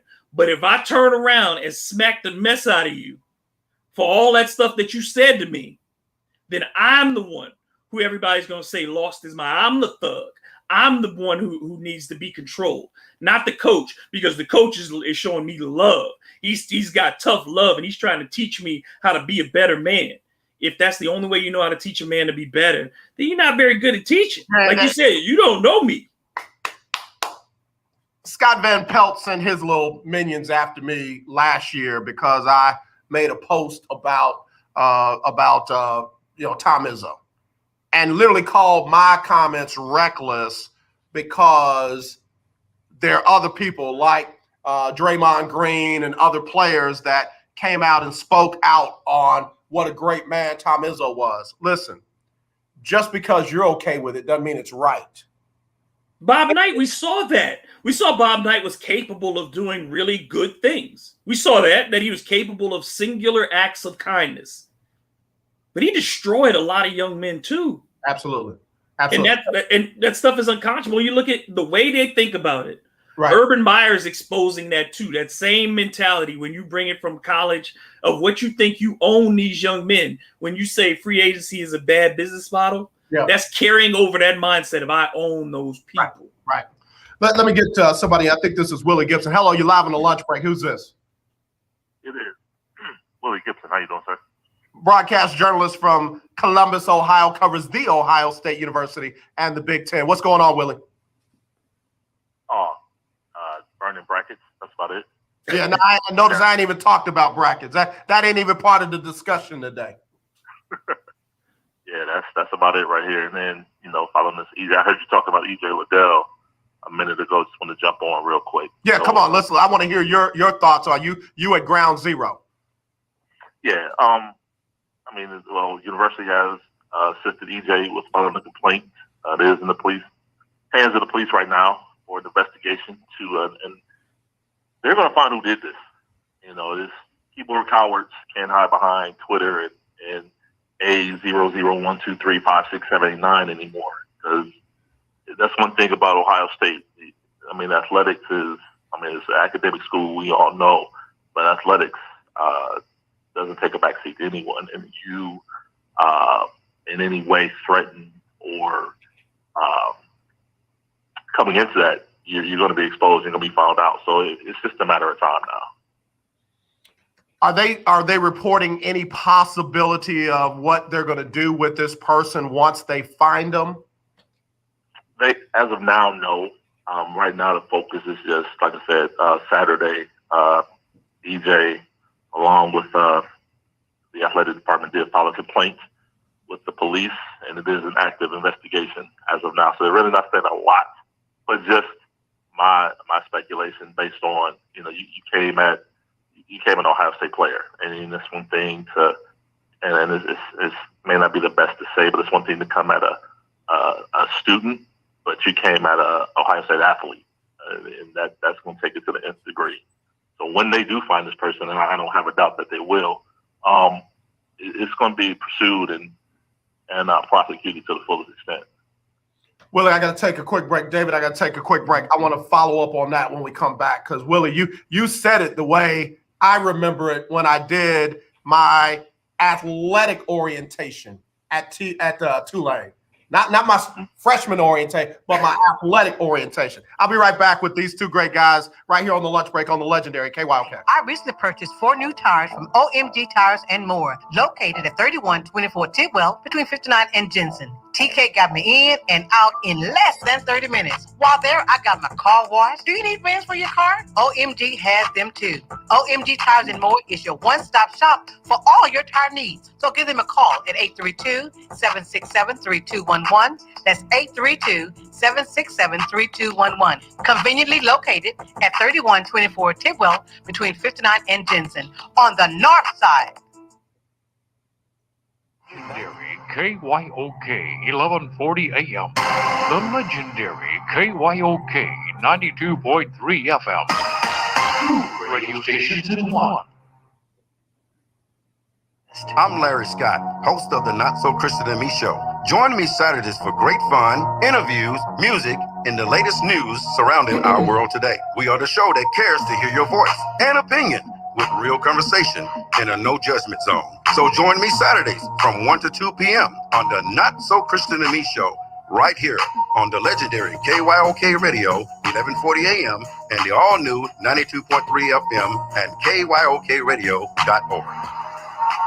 You probably heard it before, but one of the best ways to stay safe from COVID is by avoiding crowds. That's better. Also, when you're out in public, make sure you stay 6 feet away from strangers or people you don't live with. It's okay to say, "Can I have some space, please?" Well, it's going to be a beautiful sunny day today, and we can expect much. If you're going to have a get-together with friends and family, have it outside. And remember to keep those 6 feet of social distance. And last but not least, wear a mask that covers your nose and mouth with no gaps. They slow the spread of COVID or new forms of the virus called variants. And make sure you get your vaccine when it's your turn. We're all out here trying our best, and it's making a difference. We just got to keep it up. We can do this. To learn more about slowing the spread, visit cdc.gov/coronavirus. Brought to you by the U.S. Department of Health and Human Services. Hey, what's up? This is your boy James Fortune, and you are listening to The Lunch Break. Keep it locked. All right, appreciate y'all here on the lunch break on the legendary KYOK. Let me get back in with David Grubb, host of Hard in the Paint, CrescentCitySports.com, and calling Tulane basketball. I like that. And they're representing for the Wu-Tang, because if you didn't see Raekwon and Ghostface on Saturday, you missed. Versus! You missed epic. It was epic. It was epic. Bruh. And I loved it, and I was trying to do that and other stuff. I didn't do anything else. I shut everything off for the 2 hours plus. My wife and I turned it into a date night and just watched the Wu-Tang, and it was epic. And now you got Earth, Wind, and Fire, and the Isleys coming up next, and then Method and Red coming up in late. It's too much. It's too much. Willie Gibson, was that you and the wife's date night as well? Were y'all locked into the Versus Challenge? Nah, bro. You know what? I love both of y'all because, man, y'all are great dudes in more ways than sports. And, these date nights and the way y'all love on your families and stuff like that. I'm a big fan, man. I'm a big fan. I will say this, though. I will be watching Mr. Reggie Noble here on the next couple ones. Most underrated MC. Folks sleep on the Red Man so much. Absolutely. All right, guys, we're back talking about March Madness and the unfortunate situation that went on with a player up at Ohio State. And I was telling you before the break that reminds me of what we heard during our sports orientation at a major college university, that if we had problems, there were people on campus that we needed to get to first. Specifically, if you get in trouble in the city where we were told to make sure they know we were an athlete at our school and see if they would call that person who was over campus police department. And that just struck me as strange because I wasn't a top recruit or anything like that. But I know that has to be the case at a school like The Ohio State. So when I hear you say that they are going to pursue that to the fullest extent, I believe you.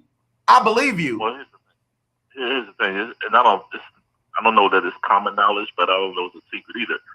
There's a reason why the last two director of player development positions at Ohio State have been filled by former police officers.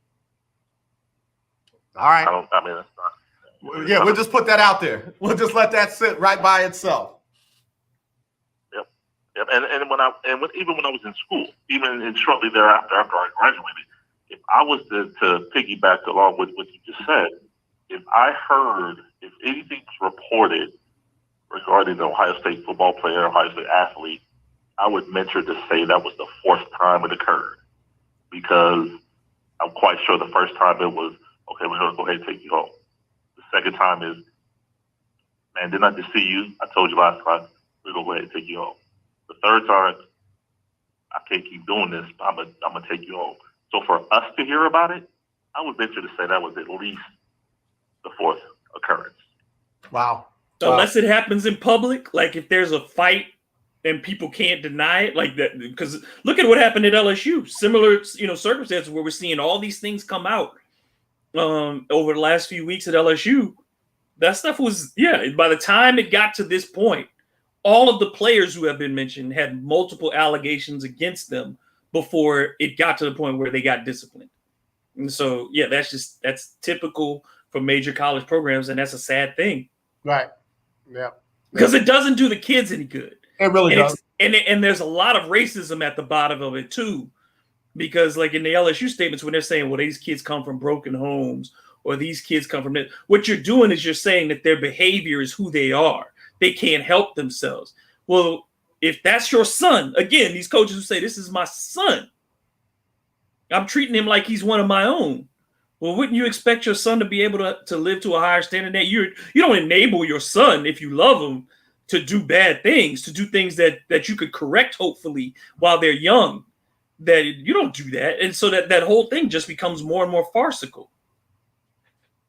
David, I love you. Say farcical again. Farcical. I love that. I just absolutely love that. And that ain't no shade on you, bro. I mean it. That's all right. That's my kind of dude. That's what we do here on the lunch break. All right, Willie, thoughts, comments? It's interesting to see. I'm very interested to, and I'll say this: these aren't fans. I heard, this addressed as Ohio State fans. These aren't fans. These are keyboard cowards. 100% of them have never stepped on an athletic field at Ohio State. I would venture to say 96% of them have never stepped in the classroom or on campus in a student capacity. They're not students. They're not fans. And I can't wait until they're exposed and pursued and prosecuted to the fullest extent. Same fans, now I will say this, same fans that ran Kirk Herbstreit out of Columbus. The very same fans. Kirk Herbstreit, college game day, because he didn't pick the Buckeyes. He was labeled a SEC homer, and he was a harassed wife at the grocery store to the point where he literally had to move his family out of Columbus. Same people. Yeah, and I got to tell you, I'm no Kirk Herbstreit fan, but I ain't that. I'm not that. Look, hey, can I give that to you, Miss Herbstreit? Hey, bro, Kirk, your gas cap is still open. You treat people with decency and respect. Folks tie what a person does for a living to who they are, and that's just, you got to be more mature than that. You got to be more adult than that. And fake loyalty. Again, it's one-sided loyalty. Only if you do what pleases me am I loyal to you. But they don't understand, what has Kirk Herbstreit ever done against Ohio State? He's done more for that university probably than any of those folks who are disregarding. He's probably donated more money, spent more time on that campus doing things for the elevation of Ohio State, when all these folks care about are the results on Saturdays or random weekdays during basketball season. They don't care about what happens to Ohio State on a day-to-day basis. They don't care about the academic institution. They don't care about any of those things. They care about whether or not they can wrap themselves up in someone else's accomplishment and be proud of that. Something that they would not do, that something that they are jealous that they cannot do, and yet and still their pride is attached to those other folks' actions, which is, again, it's how far we have pushed this. You are not the team. You are not on the team. You are here to enjoy the team, to support the team, to watch the team. You ain't on it. And if you're losing money on something or that, that's on you too. Because those players, again, did not ask you to bet on them. Right. Real quick, Willie, and I want to get your thoughts on this. Oregon beat Iowa 95-80. Why are we seeing so many, I don't want to call them upsets, but the Big Ten losing as much as they're losing, in your opinion? Yeah, I think it's just Clark Kellogg says it best, that madness of March. I mean, who saw Oral Roberts beating not only Ohio State but Florida? I mean, it's tournament basketball. I mean, if you don't come to play, it's a one game. Win, you go on, lose, you go home. If you catch somebody, Loyola Chicago yesterday, Illinois, it's just you hit somebody on the right game at the right time. They're not fully prepared, all in, you're going to lose. Yeah, I love the March Madness tournament. I do. I don't like the NCAA. I don't like the way they're treating them, the players. I love the not property of NCAA movement. I hate what they've done to the women. I love the tournament, though. I love the little giants can play against the big giants and win and move on. I love that. I do. I wish college football would catch up. I do. It's that good. Exactly. Same 6 teams in the college football playoff every year. You'll never see North Tech, right, or Robert. Yep. You'll never see a TSU versus Michigan. And by the way, I'm all right with it. I was all right with it. So I don't know. We'll see. Willie, but that's what the NCAA hopes for too. That's what the NCAA always. That's what they rely on. The same thing with every one of these leagues that does things that we know are problematic. They rely on the fact that we love the product so much that we will continue to not resist them as they don't do the things that they're supposed to do. Yeah, I hear you on that. And I don't want to be part of the problem. Willie, tell everybody where they can find you and follow you, my brother. I appreciate you. Will Gibson 7 on Twitter and Instagram. Will Knows on Facebook. Man, I'm waiting on Will Knows the podcast, brother. We waiting. I appreciate it. It's coming. I'm going to have you on soon too. I'm gonna hit you up on Twitter and we'll get together so you can come on Heart in the Paint. I love to. Appreciate it. All right. Absolutely. Take care, Will. We'll talk to you soon, man. All right, sir. You as well. All right. Love that dude, man. Good brother. I mean it. I do, David. I want you to hear me say this to you too. I love what y'all do sports-wise. I love how you do your work. Y'all are consummate professionals and truly the best of the best. But I love y'all as fathers and husbands and the way you deal with your children and the way you carry yourselves, man. It's good to have good brothers that you can see around you like that. They say iron sharpened iron. Well, guess what? I don't want to be just a good sports journalist or broadcast journalist. I want to be a good man. I want to be a good brother. I want to be a good father and those kind of things. And that's what I'm so grateful to have out of you and Will Gibson and others. And I appreciate y'all, man. And know this. I see you. I do. I see you. And it goes, 100% in your direction. I need that. You know what I'm saying? I need to be around people who are moving in a positive direction, who push me to be better. The person I was 5 years ago compared to the person I am now is a different person because I continue to get myself educated and evolve. And that requires me listening and being around other people who don't necessarily see things as I do, but are going in a positive direction. And so I learn from you, and I'm grateful for anybody who says that they learned something from me. But, you see from my content, I am constantly trying to find people who are outside of my normal area of expertise so I can find something else out and learn more because I want to help. I want to be better. I want to I try to amplify the situation over at UMass and them getting their title stripped for no reason other over some small amount of dollars. And it's just there's so many things that are unfair, so many ways we can be better at supporting each other that I'm glad to be a part of that. Yeah, that's outstanding, man. And I mean that. I appreciate you. Let's jump on the Pelicans real quick. Zion Williamson is moving into some historic areas as he's, field goal percentage and that kind of stuff. Are your Pelicans who you thought they were, or are they maybe a little bit better than you thought they were, or worse? What's your thoughts? I mean, coming into the season, I didn't expect them to win more than 33 games. That was my thought. And they're on pace right now to maybe get to 30. So we'll see. They are a disappointment. They are a team that is less than the sum of their parts. You have 2 All-Stars. You have 4 lottery picks starting. You have 7 lottery picks in your top 9 in your rotation. They should be better. They should be better. They shouldn't be one of the worst defensive teams in the NBA. And they've kind of picked it up the last couple games, but also Portland isn't a great defensive team. Portland isn't a great offensive team. They rely on 2 outstanding players. And then when you play Denver is another team that has been fighting to find its stability. The Pelicans are really bad against teams that aren't good. That's the worst thing. They beat some good teams. They've beaten Denver. They've beaten Utah. They've beaten the Clippers. But they're very bad against teams that are below 500. So if you can't beat the teams that are below 500, then I can't have a ton of faith in you. I think Zion Williamson, as an offensive weapon, is as good as he gets in the NBA right now. He's so efficient. He gets whatever shot he wants. People keep talking about he needs a jumper. But if he's getting 30 on 13 shots, there's not much for me to complain about. Exactly. He's just not a good defender. That's just the fact. He's not a good defender. And Zion takes off a lot on the floor. But again, he hasn't even played 82 yet. So I have time for him. The thing I want to see out of Zion, though, is him to assert himself as the leader of the team. Somebody has to do it. There isn't one on this team yet. And it has to be either Zion Williamson or Brandon Ingram. I'm just not sure if it's in Brandon Ingram's DNA. Yeah. Let me take a quick break. I want to come back and talk more about that in a minute.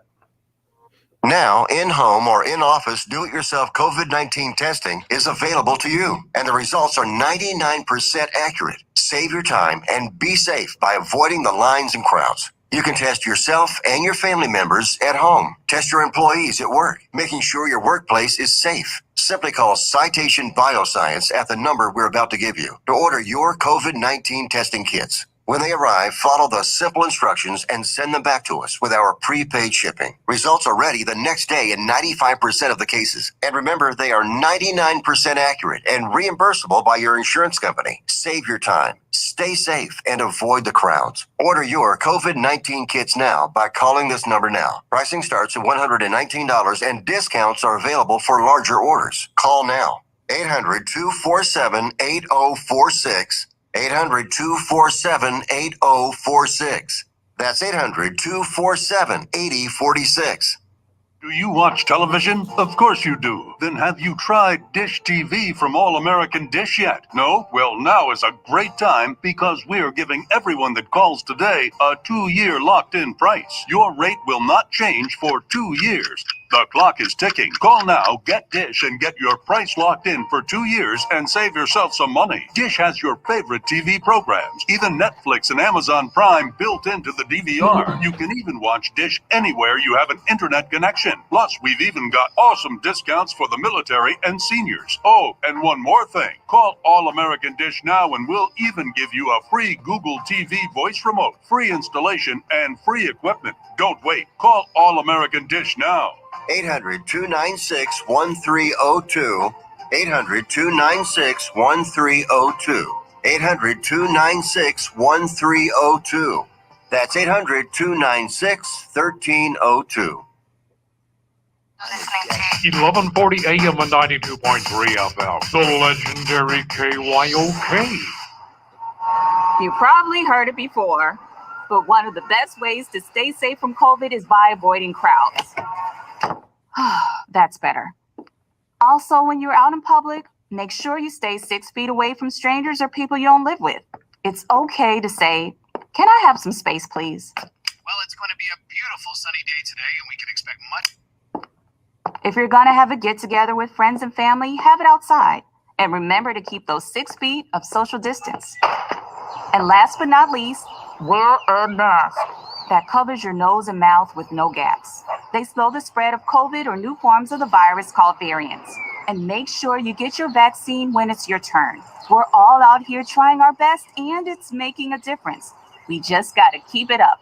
We can do this. To learn more about slowing the spread, visit cdc.gov/coronavirus. Brought to you by the U.S. Department of Health and Human Services. Hi, this is TJ from South Park. I listen to the lunch break with AJ Jones on 1140 AM and 92.3 FM. All right, y'all, we got to get ready to go, but I want to get back to David Grubb, host of Hard in the Paint, because one of the reasons why I brought that up, David, is you guys have experienced what the Rockets are experiencing for the first time in a long time. You know, the Rockets had the Tracy McGrady, Yao Ming era. Of course, they had the Hakeem Olajuwon, Clyde Drexler, and those guys.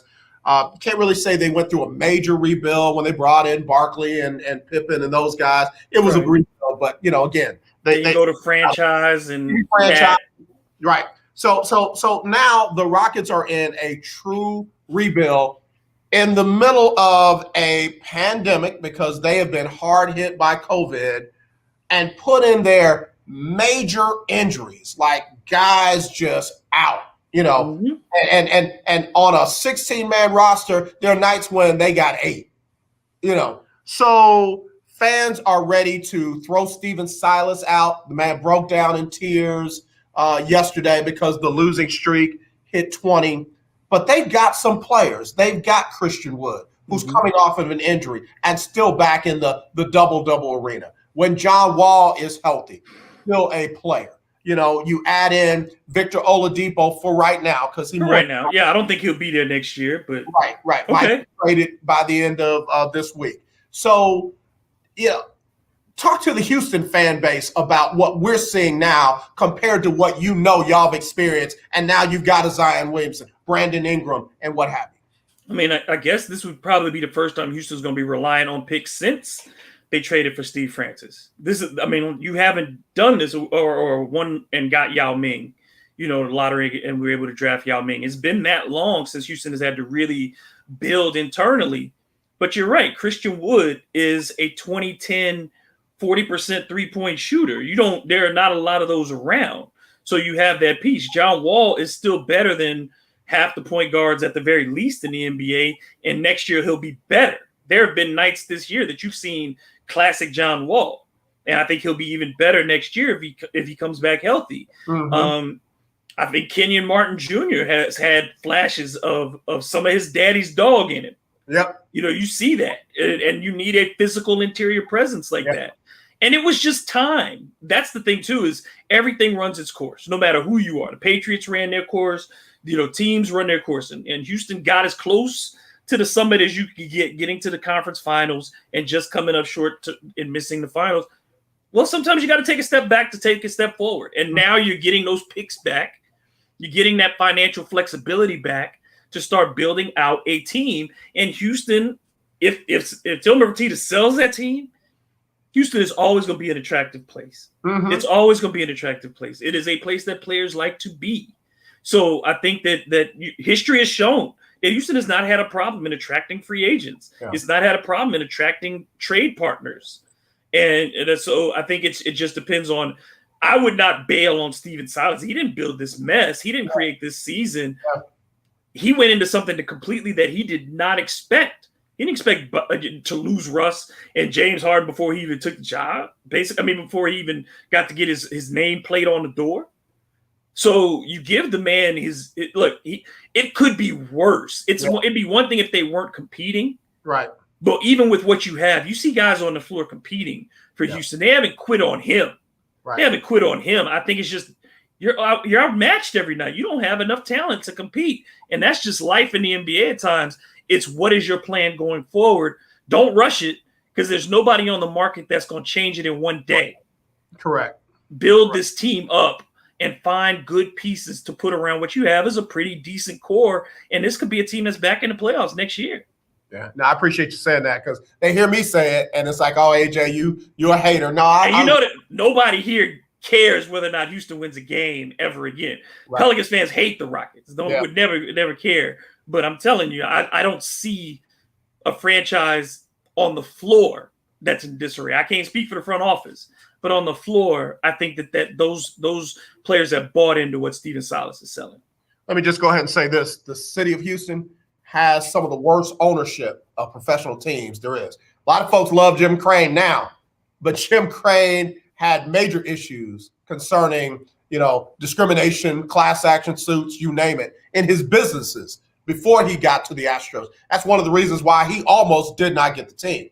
And then you throw in there Cal McNair and now Tillman Fertitta. And, again, it starts at the top. But like I said, like you just said, Stephen Silas is not the problem. David, we got to rush early. Tell everybody where they can find you, follow you, and keep up with you, what you got going on Hard in the Paint. Yeah, at DM Grubb on Instagram and Twitter, and hitpwithdg.com, as well as the podcast Hard in the Paint on just about every platform you can think of, Apple, Spotify, Google, wherever you get your podcasts, we're there. And, of course, MLB Bro debuting April 1st, MLBBro.com, and some baseball content coming your way. So it'll be really exciting. Man, I got to get you back on because I want to talk free agency. The Saints obviously had the biggest hill to climb, but, bro, they've been throwing about the club, man. They've been throwing about the club. So I need to get you back on whenever you can so we can talk about what this team is going to look like and what kind of job you think Mickey Loomis and those guys have done to, get as close as they could to under the salary cap. Absolutely. Yeah, I'll be back this week. Sure. Okay. All right. Appreciate you. David Grubb, y'all have a good one, man. Be safe out there. Sir. Y'all right, too, man. Got to get ready to go early. Got some business I got to take care of. But as always, I want y'all to remember, TD Blackshirt is coming back. Table Talk Tuesdays from 10 a.m. to 11 a.m. right here on the legendary KYOK, AM 1140, 92.3 FM, and KYOKradio.org. And I will give you your updates on the lunch break, Keeping Up with the Joneses, March Madness Challenge. Got some surprises. Don't worry about your brackets. Nobody else's is perfect in our group. So I'm just telling you. We'll give you the update tomorrow. Y'all hang in there. As always, let's not be divided. Let's be united. I love you. There's nothing you can do about it. Wear your mask, wash your hands, sanitize everything around you, and be sensitive to everyone around you. Give people 6 feet. 6 feet. It ain't hard. And when you see that racism, kill it. Not the person, but the racism. All right, y'all. Y'all take care. Talk to you tomorrow.